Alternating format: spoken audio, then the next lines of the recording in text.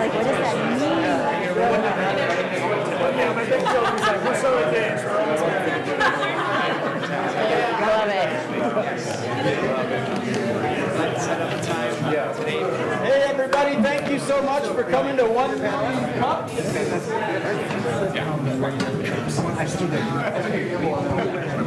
We're doing something a little bit different today, as you may have noticed. We are going to be doing a panel discussion, calling it the City of Entrepreneurs. Today we've got folks that they're getting briefed right now on microphone etiquette and all that jazz, but we will be streaming live to Facebook and YouTube today. But thank you for coming to 1 Million Cups. Normally, it is a place for entrepreneurs to sell their story. They each get 6 minutes and then 20 minutes of questions and answering from the audience. But today we're just going to be diving into a panel discussion. We've got Jay Anderson from the city, our resident bureaucrat. And then we've got Chelsea. She's with the Economic Advisory Team. Economic development. Economic for the city. Development for the city. Mm-hmm. And then, I forget it all, Becky. Good job. Yes! She is a small business lender, and so we're going to be talking about some of the tools that entrepreneurs can really access and what is coming down the pike in terms of regulation, both locally and nationally. Our coffee sponsor for this month, we generously get our coffee donated to us through our coffee sponsor, which is Chris Johnson with Networks in Action. And then the roaster is Switchbacks Coffee, so if you've ever been down there and enjoyed their coffee, that's what we're serving today. But Chris, if you could give us a couple, a minute on your Network in Action. Yeah, Network in Action is for small business owners who want to expand their word of mouth reach, get the referrals coming in, and also not spend, 4 or 5 hours a week buying rubber chicken lunches. We meet much less often. We meet once a month. We use technology. We have an app to pass all the referrals through. We got quite a few members in the room right now, actually. Colin, having a lot of success, actually, through there. Alex as well, closing 5 figures in the last month off of our referrals. So it's a really good group. We're up to 18 members, looking to fill a few spots left, commercial lending, some things like that. Yeah, and we'll be expanding into a second group soon as well. So if you're in an industry we already talked to, we'd still love to meet up. Unfortunately, my daughter decided to completely lose her mind this morning as I was trying to get out the door, and I had to abandon my business cards. So if you are interested, please come see me. I'll be in the back with the cameras here helping get the streaming working, but I'd love to talk to any of you that might be interested in growing your business. Awesome. Through the donations from folks like Chris is how we get our coffee. So we need somebody for March. So if you're looking to maybe sponsor an organization like 1 Million Cups and get your name in front of this room, we would love to talk to you about our coffee sponsorship program. We need April, we need May, holy smokes, we need as many months in advance as we could. So that would be awesome. Anyway, without further ado, we're going to have Ken. He'll be the host of the panel, and he's going to kind of get us started.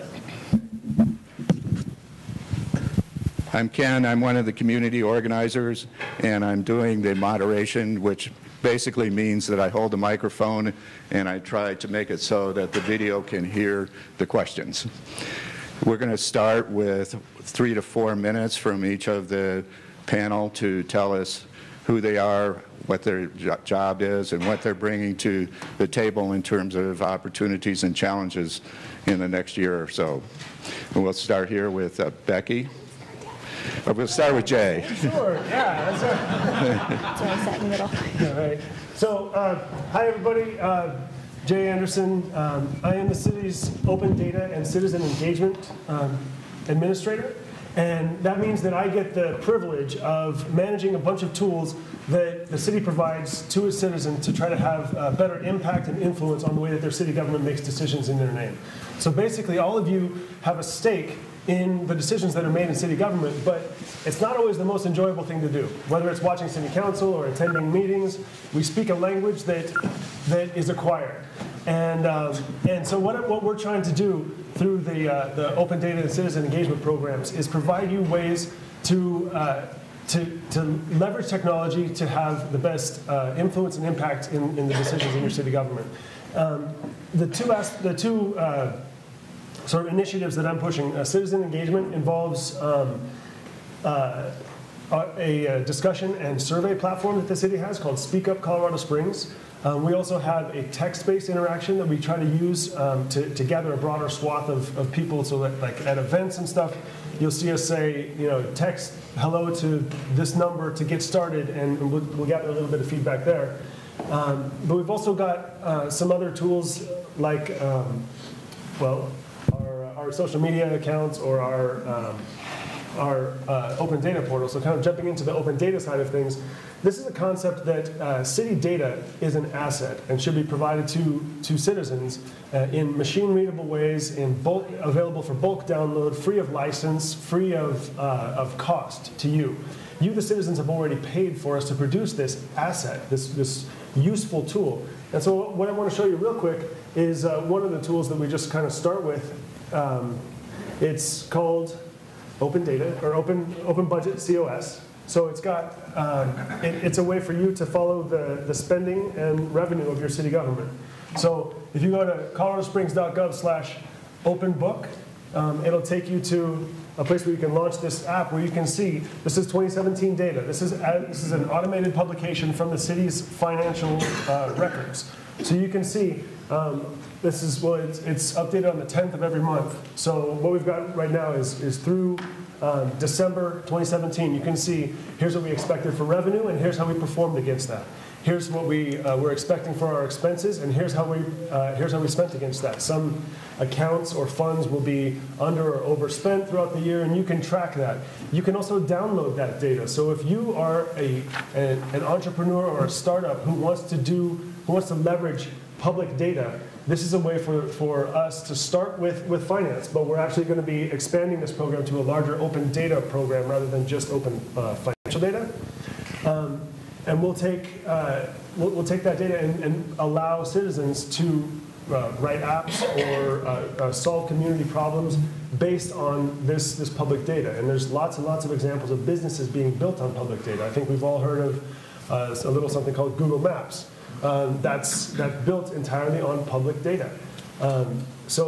Even just last year, the Mountain Metropolitan Transit started publishing data into Google Maps, so you can see live up to the 15-second on how the buses are performing around the city. So if you're trying to catch one of the buses, you can load up Google Maps and it'll tell you how to get from where you are to where you're going, and how the bus is doing. This bus is 5 minutes late, or this bus is running on time. So a lot of those different interactions, especially leveraging data, sort of fall under what I'm trying to do as far as the citizen engagement and open data efforts at the city. So thanks a lot, and I'm looking forward to this conversation. Thank you. Okay. Chelsea. Yeah. I'm Chelsea Gaylord. I'm the Economic Development Project Manager with the City of Colorado Springs. And so my role is really meeting with businesses, doing some needs assessments, and if they're able to qualify for incentives, creating economic development agreements and doing impact analyses with those. My key areas are focused on innovation and entrepreneurship, as well as the southeast side of Colorado Springs. So how are we able to invest or drive capital investments to certain areas in order to help spur economic development in different areas of our community. And so a lot of my work is really either meeting with businesses, kind of seeing what the ecosystem we have currently is here. I started with the city 2 months ago, so it's really been, yeah, so be nice. So really what I've been doing is having a lot of one-on-one meetings, getting a sense of what are the assets that we have here in the community and what are our challenges. And so I know a few of you in the room have actually sat down with me as well to talk about what the entrepreneurial ecosystem looks like. And so and from the city's standpoint, we really work with our partners. Whether that's the Chamber, the SBDC, the BBB, nonprofits, small businesses, startups, all across the board. We definitely don't work in a vacuum. And so we're trying to see where we can really put a little bit of our weight and really assist in building the ecosystem. So I'm on the board of Peak Startup, the Pikes Peak Market. I help with mentorship. So even just me as a single resource, how can we help grow? And so from the city side in economic development, we really look at job creation. And that is really across the board how we're doing that, whether that's nonprofit or small business. And how are we promoting skill development and talent retention here in the city? And all age levels too, not just young professionals who are coming out of our colleges, but how are we also engaging our veterans? And while we're looking specifically in industries like cybersecurity, how we can support sport and tourism, we are also really looking at how do we support all of our industries and all of our businesses and continue to grow that. And so some of our challenges that we've really seen from our side in the conversations that I've been having look at the different incentives that we do offer. So many bigger businesses are able to tap into these because they do require certain levels of capital investment. And so those are harder for smaller businesses, at least to get an incentive from the city. So are there opportunities for smaller businesses down the road and exploring what that might look like? As well as potential different kinds of funding streams and sustainable funding for economic development infrastructure. So all things I'm kind of wrapping my hands around right now. But we also do really enjoy going into the community and seeing businesses. We actually have a business owner with us today from Relias Medical who we're working with on an economic development agreement so he can expand his business as well to bring on more manufacturing equipment, bring on more jobs. So we really enjoy meeting our business owners as well. Thank you.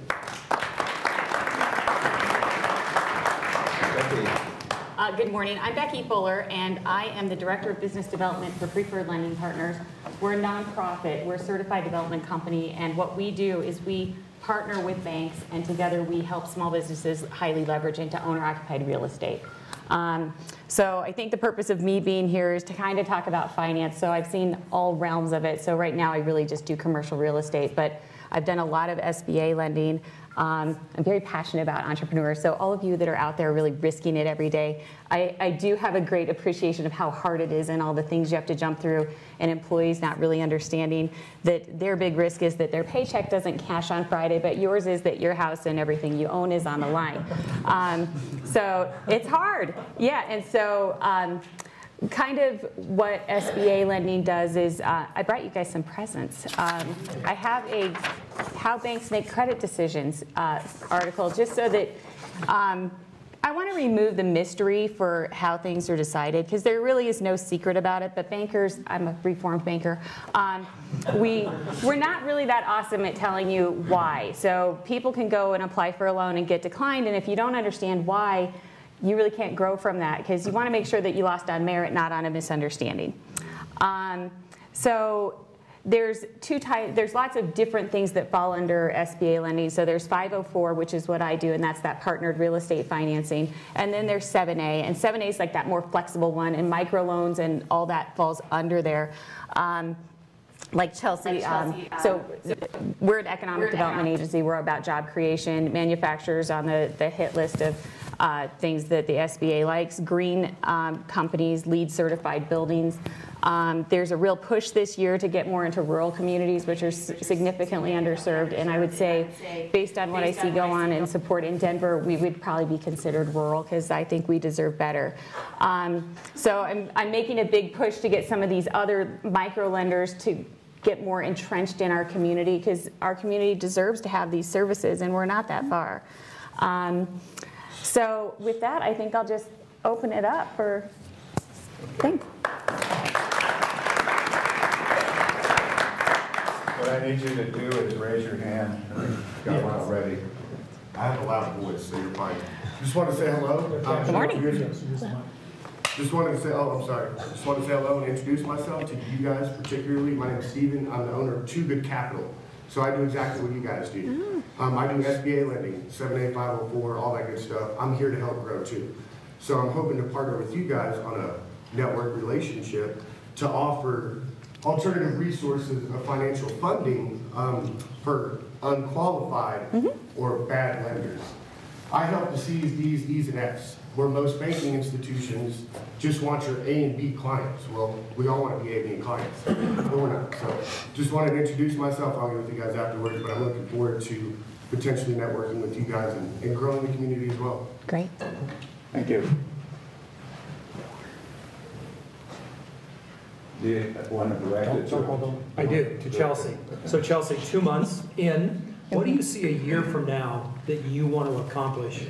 You and I have met, we've talked about some things, but what do you see a year from now for Colorado Springs with your impact on what you want to do? Yeah. So that's a great question. And having conversations with you, Bob, have really been helpful in kind of directing some of that. And this is all ideas that are still in fruition, and certain conversations need to be had. But are there opportunities for financial programs or capital access for small businesses? The Chamber just recently finished their Garner report looking at the challenges and assets that Colorado Springs has as a business community. And one of their recommendations was something like a deal closing fund. So many different communities compete for businesses coming from the outside, that having maybe an additional incentive can bring businesses in, but we also want to look at the businesses that are already here too. And so also looking at, particularly in the southeast side of our community, and having those conversations about, is there a particular area where we can use as a catalyst area, working with the URA, the Urban Renewal Authority, working with different stakeholders in the area to help facilitate, maybe it's a community hub where there is a job creation, job resource area within that, along with other services.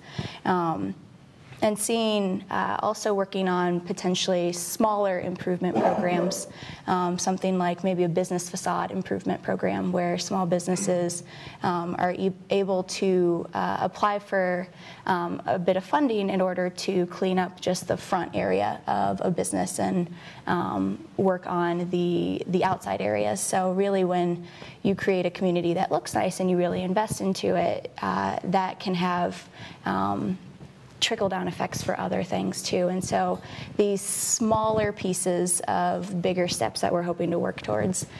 So just a few ideas that are rolling around. Okay, next. This would be for all three of you. What do you think the biggest challenge that Colorado Springs has as a city for entrepreneurs and small businesses to develop here? And what would be your insights on how to overcome those challenges? Wow. Sure, I'll You want to go first? Not a softball. One of the most heartbreaking things that I've seen around here is seeing people really hustle and grind and grow and show that spark, and then have to move. It's soul crushing. It feels like, sometimes it feels like sticking around is like a noble, tilting at windmills type of thing. Like, I'm going to stick around and make it work here. But it's a momentum thing. It feels like the more people grow here and start here and then leave, the more that becomes an established path. And it's a sad thing to see. So as far as like the biggest challenges around here, I think I don't know if that's there's an opportunity, there's greater opportunity in areas of more density. And, I get that. But I think there's also a bit of a confidence gap that like our community sees itself as sort of a second tier. And that's hard it's hard to stomach because there are great things happening here. It's like almost every presenter who comes up and says, you know, how can we support you as a community? And they say, shop local. I mean, like, it's simple, but it's world changing to turn your focus into Colorado Springs. So, Thank you. So just looking at startups are a very specific kind of small business, but looking at the startup rate across the country from 1977 to even now, there's been a decline in the number of startups that have been being built. And so the U.S. is currently missing about 100,000 new startups every year. And so just across the country, we have an issue of not having that innovation and entrepreneurial spirit that impacts jobs, that impacts the economy and our productivity. And our entrepreneurs are a key force in our economy. And so even the Colorado Springs startup density is pretty small. And so just density in general, we might not always have the resources, or what I've had someone tell me is I know a guy list of we are a smaller community where a lot of you probably know almost everybody in this room, which is really amazing.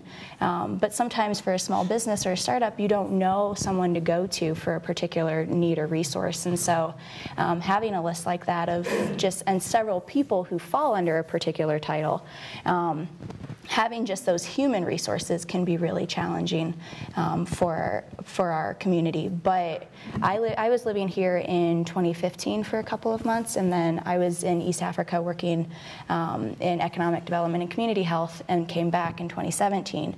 And just the 2 years that I was gone, there's an immense amount of growth and energy that happened in that amount of time. And I know when you've got your nose to the grindstone and you're really trying to build, you don't see that. But having been gone for a little bit, I come back and we have the Colorado Institute for Social Impact. We've got all these different partnerships. We have new companies who are building and who are exiting. So the energy's there, the momentum's there. We just got to keep carrying it forward.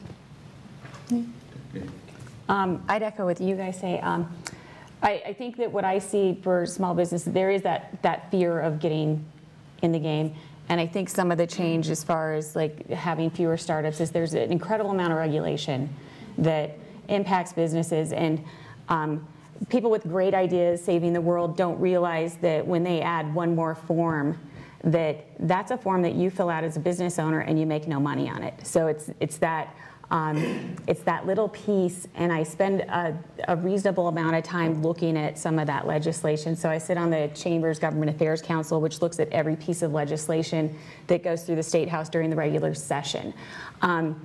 I sit on that for two reasons. One is it's interesting and it's painful to watch how the sausage is made, but it's really important because you guys are out running your business and you don't realize that there are things going on behind the scenes that are going to impact you long term, that can cost you money, can potentially put you out of business. And there's lobbyists and people with time and money that are pushing agendas that benefit them that don't benefit everyone else. So I think that's where I see it when we look at infill within Colorado Springs. It seems like it's pretty hard to infill. There's the process with all the public input, and I'm not saying the public isn't important, but there's a lot of things that get smashed down that really should get done. And so I think when we look at that, it's important. A few years ago, my family took this big epic road trip through the Midwest, and we stopped in all these big cities. And when I came home, I thought a lot about it, like Minneapolis and Chicago. Like all these places really kind of had like a hip area. And then I thought back to Colorado Springs, and it's like, well, where do all the hip people live? And I'm getting older, so and I was never hip. And now I have kids and drive a minivan, so that's over. But what's really encouraging to me is to see cranes in the sky. I'm meeting with more entrepreneurs that are doing some really interesting stuff downtown. And the kind of financing that I do it's outside the box, and so it's a great opportunity, and to see that passion in what you're doing, and and business owners in general, what they do, how much money they can make, which ones make it, which ones don't.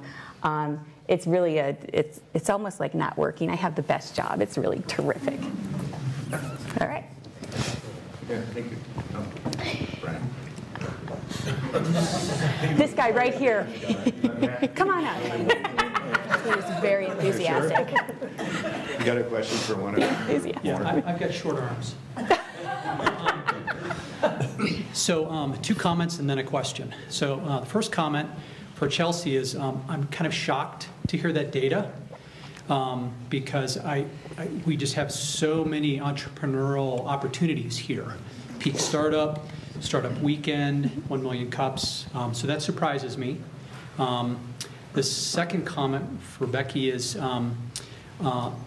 we have a shortage of warehouse industrial space.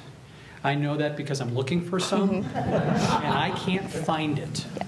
All of the weed shops gobbled it up. Yep, it's so true. Economic development, we need some good warehouse space. Okay, so finally, my question. So Jay, so first of all, I'm super excited to hear that the government has such transparency.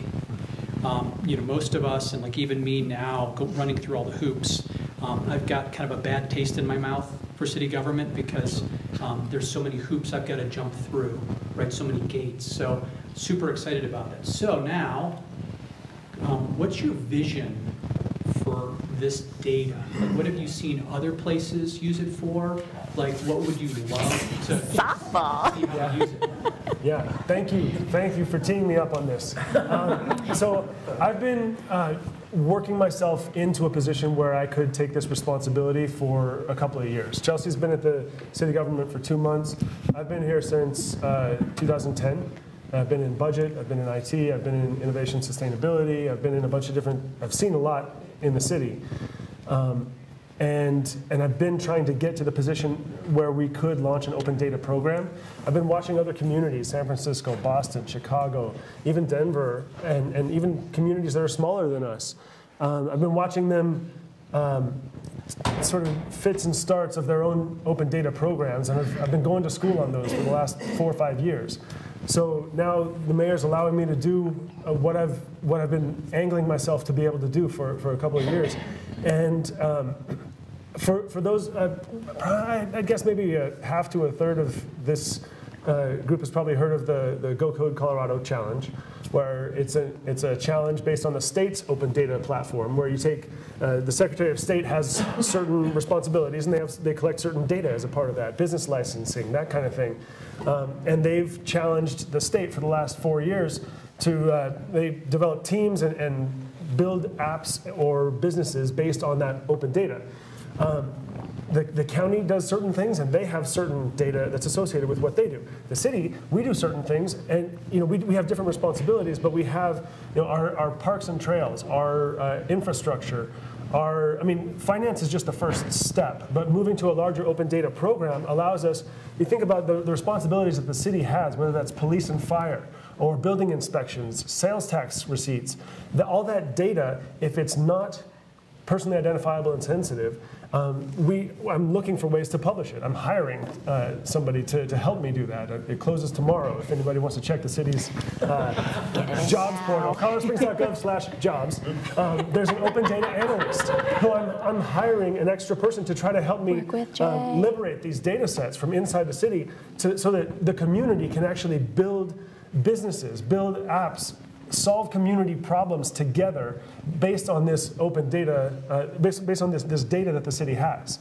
So the long-term view, I would like to run some kind of apps challenge based on the city's data, sort of a broad thing to get people an appetite for it, to develop maybe a civic hacking community here. You see in different communities, there can be what we call brigades of people who are civically minded and who have different skill sets, whether that's front-end design or data analysis and visualization, or app building, or back-end development. All those skill sets are necessary to solve the problems that we face as a community, and more. I mean, social research, marketing, all of these skill sets can help us solve the problems that we face as a community. So whether you're thinking about the problems of economic development and opportunity, or if you're thinking about homelessness, or if you're thinking about emergency response. All of those things the city government does with your investment. You invest in us by paying taxes. And the performance that we do, what we've always done is not going to solve the problems that we face today, right? We need new methods, new means of collaborating and of addressing problems, and that's what gets me up out of bed every morning, is the chance to put programs in place like this that allow new resources for the community, so that we can solve the problems of tomorrow with new techniques, because what we've always done isn't working. I've been to public meetings where there's four people who have the time to attend public meetings, and decisions get made in those meetings. So it's an inspiring thing for me to think that we can offer digital means of communication to try to get a broader section of the community engaged about issues, or to offer data as an asset to the community where we can all start hacking on the problems that face us all. So that's kind of where I want to take the open data program specifically, is it's to develop that sort of cadre or group of people in the community who we can say, we've got a problem and we've got some data, and let's work together to solve it. Yeah, thanks. Chelsea and Becky, do you feel the need to respond to the comments? Comments? Sure. Okay. So for the density piece, the statistics for Colorado Springs specifically, that had come from Peak Startup. Actually, the numbers they are able to, based on the resources and the analytics that they have, they were able to look at the number of startups and then divide that by the number of other businesses in the community. And so that a number that is about less than 4 per startup rate per year comes from the data that they have.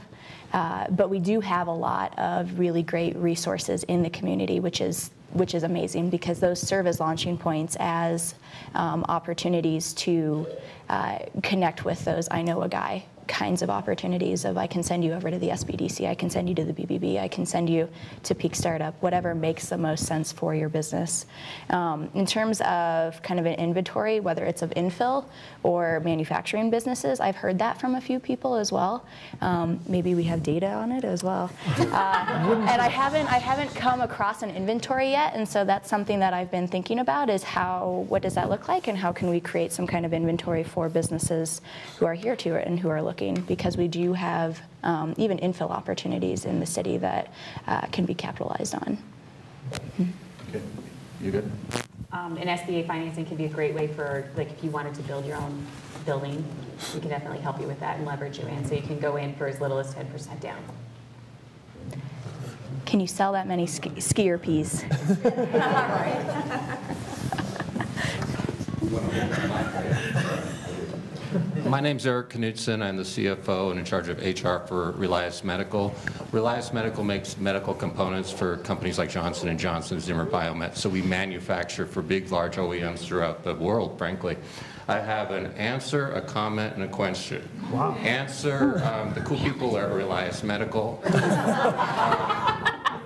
Comment, Chelsea has helped us out tremendously. She just came in her 2 months and visited our site.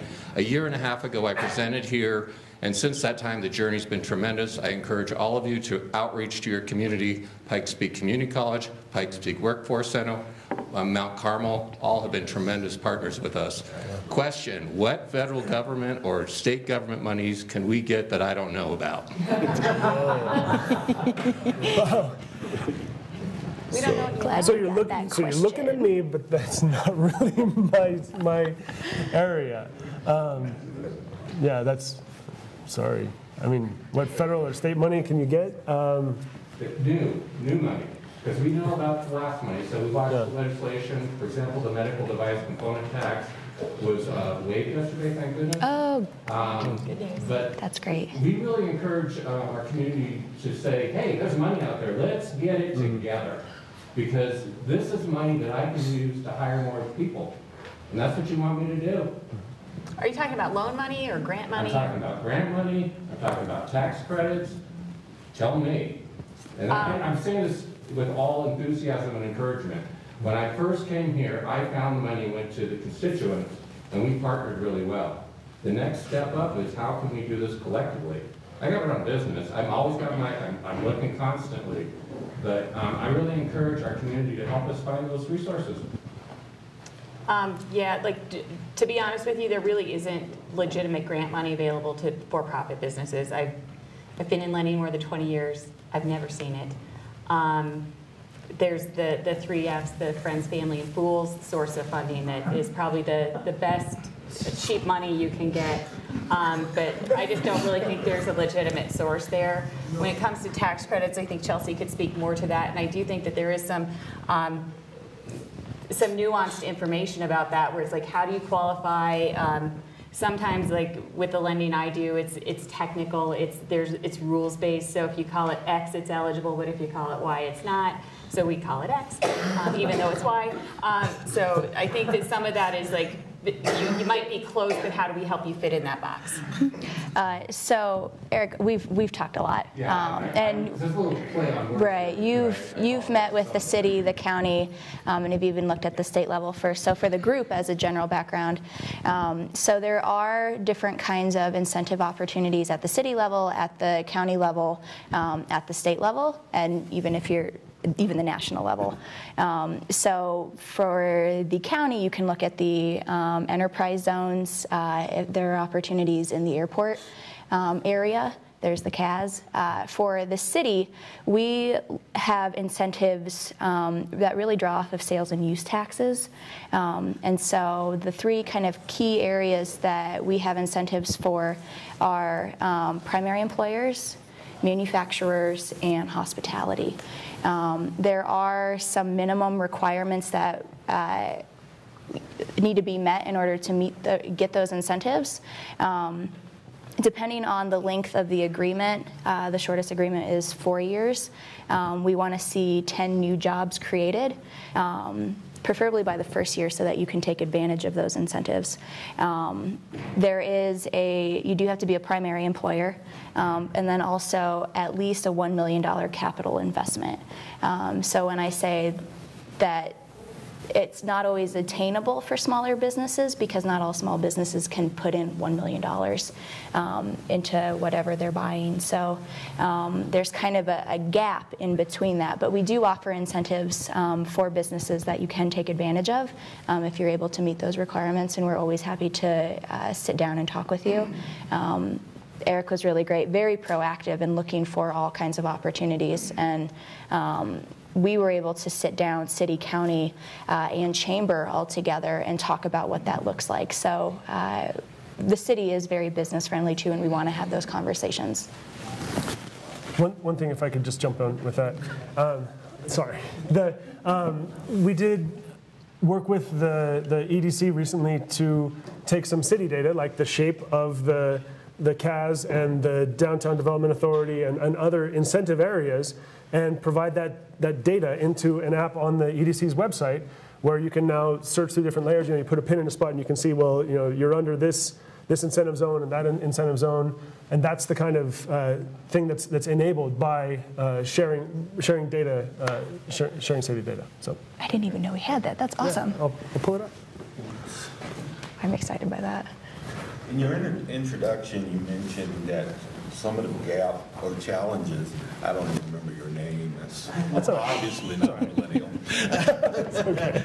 You mentioned that some of the gap that's created is in the communication, that you guys somewhat speak a language in which kind of discourages small business from engaging and from the legislative point of view, and trying to determine where we connect and how our businesses and startups can possibly get some advantage through your organization. Through your organization. So, how are you going to help with that city talk, if you will. I don't know how else to explain it, that will make it more understandable to the common business owner and what we're trying to do and how that works and connects with you. Yeah, okay. Thank you, Frank. What a great question. So the city has a tool where we facilitate our city council discussions, the agendas, all that legislative side of things. So if you think of city government, you've got the mayor who's the head of the executive branch, and then you've got the city council who leads up the legislative side. And that legislation is impossible to keep up with. And so we have the same tool that facilitates us running the agenda and streaming the video, also allows you to log in and create an account for yourself so that we can track you. No, I'm just kidding. But you log in, you create an account for yourself, which allows you to create alerts for yourself. So if I'm interested in marijuana, for example, if I'm interested in, I'm a business owner and I'm interested in marijuana, and I'm going to, I can set an account for myself that includes the search term marijuana. And then whenever an item comes before City Council or is placed on the agenda or a vote is taken on it or whatever, I can get an email that sends me a link right to that so that I can click on it and I can follow, I can watch the discussion that happened, or I can see the agenda item specifically. So I don't have to sit through all the planning cases and all the resolutions and recognitions of whatever. You don't have to worry about that. But you can stay up to date with what's going on at City Council, which absolutely affects you. Because that's, if they change you can be this close to a school, or you have to be that far away from a school, or whatever it is, those things are decided by our legislative body. So that's our City Council.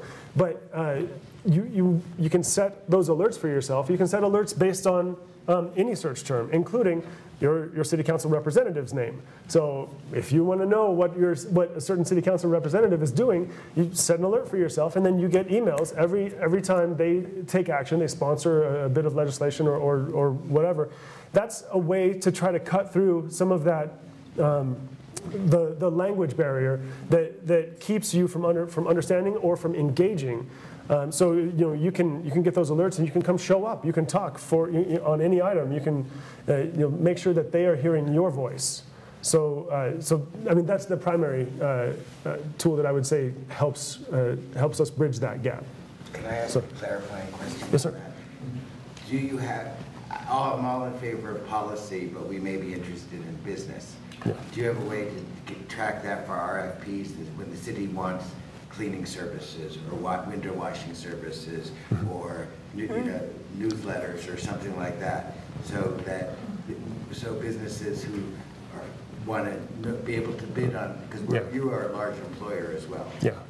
Yeah. So as far as staying up to date on RFPs and RFQs and RFIs and whenever the city is trying to get work done and we're trying to contract with a company to get that work done, the city's procurement office does have a section of the website, and they put their RFPs on there, but then they also have it's like a membership section or something where you can sign up to create an account, and that's obviously, we're not a development shop. We don't create the software ourselves. We buy that, so that's from a vendor, and I think it's called Rocky Mountain BidNet, I think, yeah.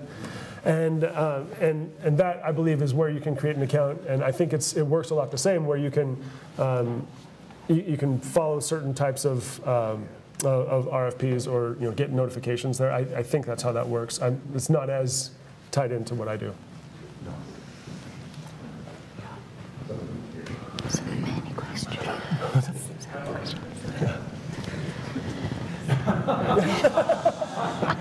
take a mic.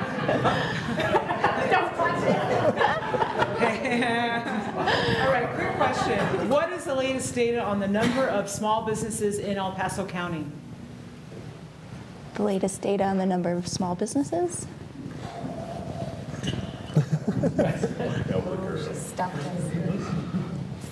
That I would actually want to go online and look up. I don't have that off the top of my head, but there are ways to access that. And even if you're connected with the library, if you have a library card, you can go online, and Reference USA is amazing. I've used that to look at employee numbers for different companies. So I was able to pull up in a certain area all the employees, the numbers that they have, all of these things, so you can get all kinds of data on those businesses.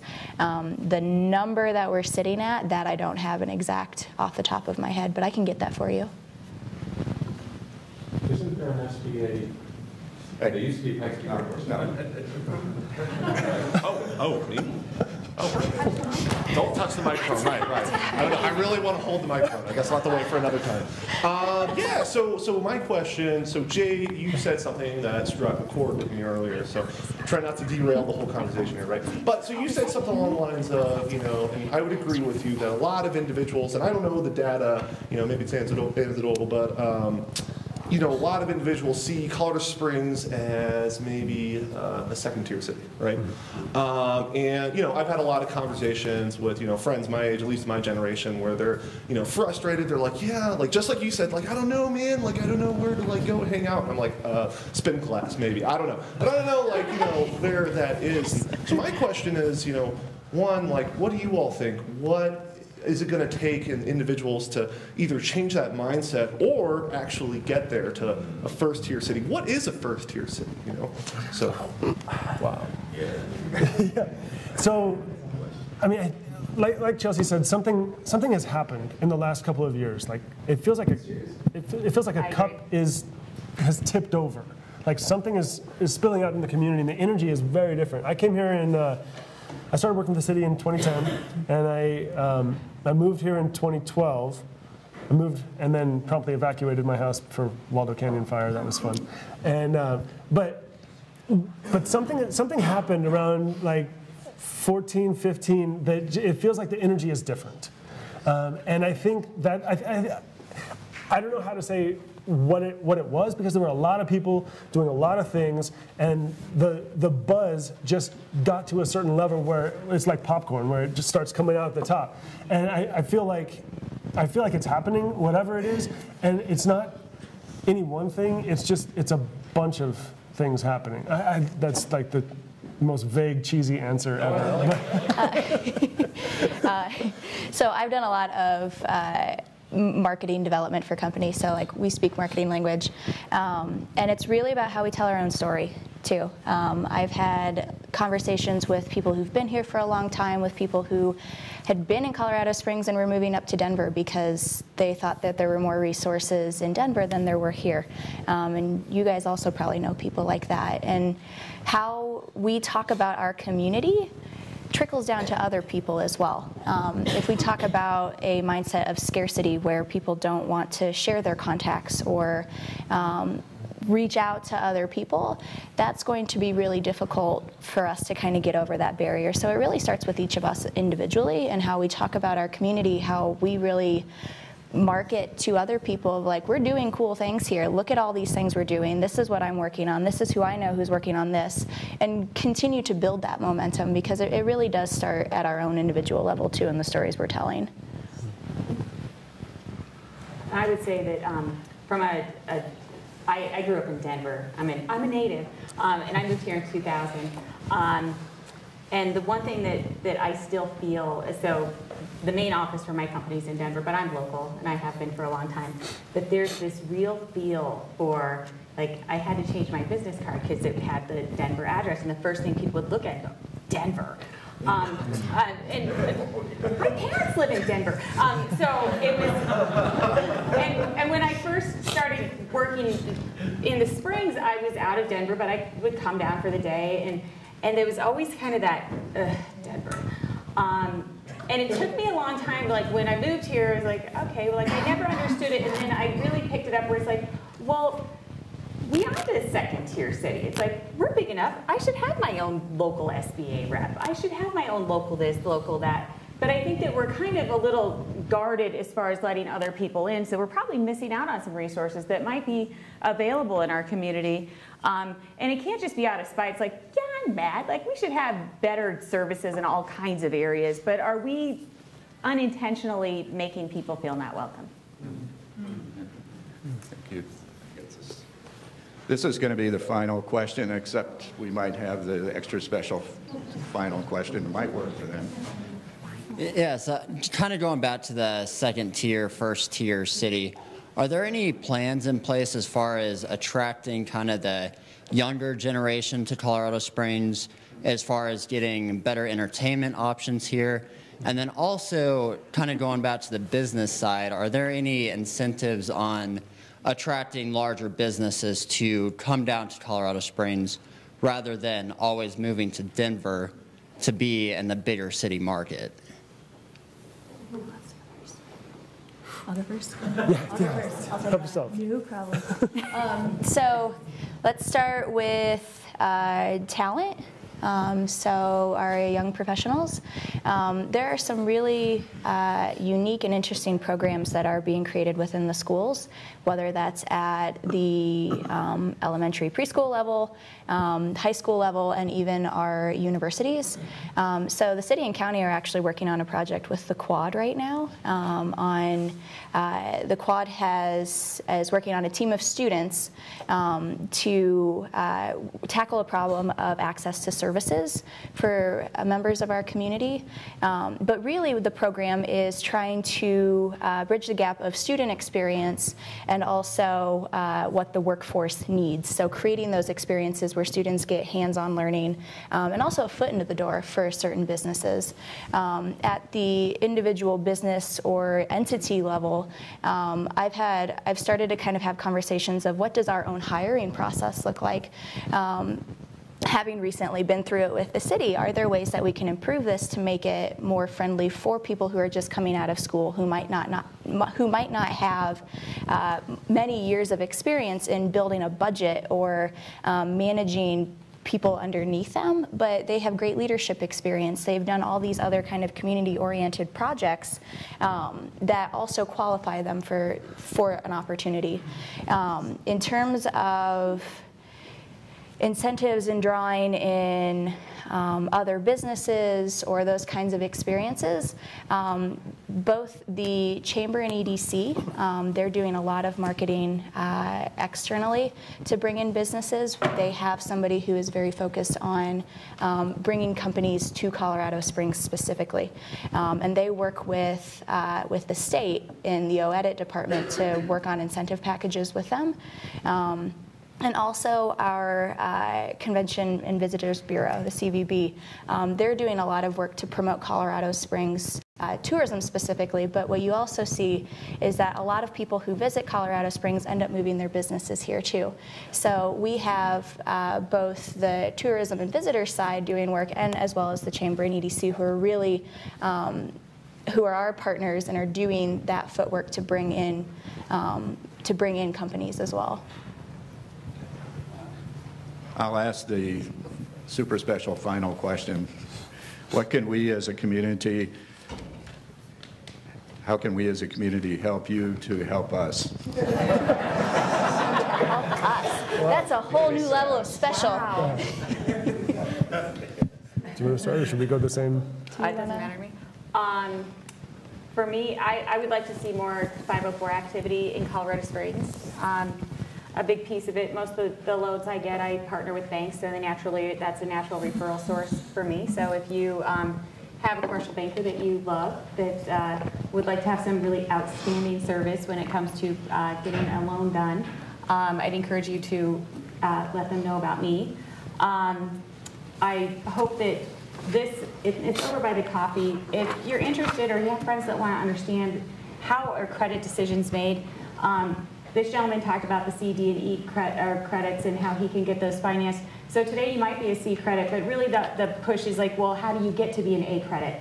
And I think that piece might be missing. Even though I just do 504, we're an economic development agency. I'll stick around afterwards. You guys can call me with questions because I love business. I love finance. I love figuring things out because it's kind of a big puzzle of you're trying to get here. What's the path? And there are resources and opportunities, but I don't think that we have equal amounts of knowledge. And I think sharing and growing together, and I see lots of collaboration even in the banking community where one banker can't get a project done, but they will call a bank somewhere else and talk about it. So I think that let's all learn together and grow and share information and get things done. So first, I think one of the big parts of us being on this panel too is just to show you that the city isn't an impenetrable fortress that is like the city. You have faces, you know people who are there, and we're willing to have conversations. Before I came on, economic development was a team of 2. Now we're a team of 3. So our bandwidth is percent bigger, right? Our bandwidth is limited, but that doesn't mean that we don't want to have conversations. And that doesn't mean that we are not engaged in the business community. One of my big roles is being proactive and being a face in the community and having those conversations. So if you want to talk, I'm open to do that and continue to build other people up as well. I think I continue to come to 1 million cups. I have here, I have in Iowa, I have in many communities because of the people that it draws. And I think in terms of, you don't have to pay to be here, the number of people who come for a Wednesday morning at 9 a.m., sometimes you get coffee, sometimes they run out because there's so many people. I think that really speaks to the energy that is in the community too. So continue to grow that and see where you can continue to give back and bring other people up as well. So I thought you were going to say that before you came to the city government, you trained as a civic superhero, which is a little training that I did. One of the first. Yeah. So I'm starting a couple of programs. One of them is the civic superhero training, which Colin's been in it. And we've trained a number of people as civic superheroes. So I take a little more time rather than just today where I'm like, I've got these little apps. We take a little bit more time and run through all of these ways that you can get more done in the public space as who you are. So whether it's things that will benefit you professionally or allow you to be to take action on issues that you care about, there are a number of points of engagement that I kind of group together and call them your civic superhero powers, and I want to give you those. And so when I stand up every once in a while and say, hey, you know, I'm doing a civic superhero training, that's what that's about. And actually I'm doing one on February 15th, I believe, at the old Colorado City Library. So, but I'll be pestering you guys about that. There's a lot of engagement opportunities. In November, I put out a discussion on our Speak Up, on our discussion platform to talk about the policy that we're developing for sharing this data. So we're government, we don't do anything without policies and paperwork. But that policy is something that people in this room participated in. And you gave me feedback, and now we're coming up with a better draft of that policy. But that's the type of engagement that matters long term. So if you could just stay plugged into your city. We are trying, like Chelsea said, we're trying not to be this black box, this impenetrable fortress. Part of what, I don't know, I'm sure there are lots of sayings about democracy or what, you know, eternal vigilance, like the price of democracy is eternal vigilance or something like that. It takes effort, but it's so worth it. And I will continue to bring those to this group. And so if you find something that you're even a little bit interested in, please just look me up. Your government is starving for your input, and I hope to be that conduit to give you those powers and to get you connected into what your government's doing on your behalf. So, thanks.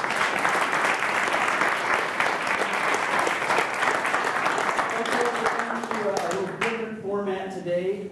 We do have time for community announcements. I know we're right up against the end of the hour here. Does anybody quickly have any community announcements? Nikki?